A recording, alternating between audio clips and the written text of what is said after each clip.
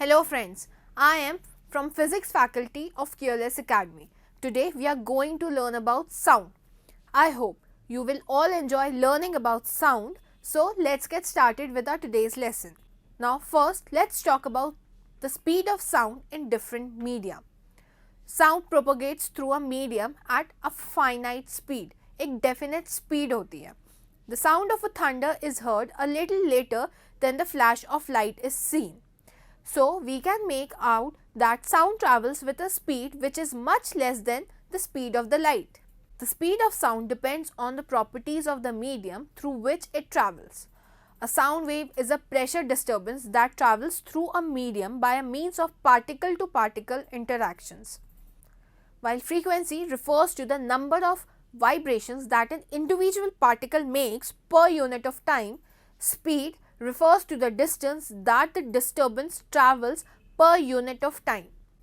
The speed of any wave depends upon the properties of the medium through which the wave is traveling. Sound waves are mechanical waves, and mechanical waves can only travel through matter. The matter through which the waves travel is called as the medium. Its plural is media. Generally, sound waves travels most quickly through solids, followed by liquids and then by gases. Particles of matter are closest together in solids and farthest apart in gases. Now, when particles are closer together, they can more quickly pass the energy of vibrations to nearby particles. So, sound travels at a higher speed through water than air, so it travels more quickly through air that contains water vapor than it does through a dry air. The speed of sound also depends on the temperature of the medium. For a given medium, sound has a slower speed at lower temperatures. At lower temperatures, particles of the medium are moving more slowly, so it takes them longer to transfer the energy of the sound waves. Now, sonic boom. What are sonic boom? Now, when the speed of any object exceeds the speed of sound, it is said to be traveling at a supersonic speed. Bullets, jet aircrafts, etc. often travel at supersonic speeds. When a sound producing source moves with a speed higher than that of a sound, it produces shock waves in the air. These shock waves carry a large amount of energy. The air pressure variation associated with these type of shock waves produces a very sharp and loud sound called as sonic boom. The shock wave produced by a supersonic aircraft have enough energy to shatter glasses and even damage buildings. Now, let's talk about reflection of sound. Sound can also be made to change its direction and bounce back when it falls on a hard surface. The bouncing back of a sound when it strikes a hard surface is called as reflection of sound, just like reflection of light. Sound is reflected well from a hard surface like a wall, metal sheets, hard wood, cliffs, etc. Sound waves are much longer than light waves, so they require a much larger area of reflections. The laws of reflections of light are obeyed during reflection of sound also. So, first law is the incident, the reflected sound wave and the normal at the point of incidence all lie in the same plane. Second law is the angle of reflection of sound is always equal to the angle of incidence of sound. Echo.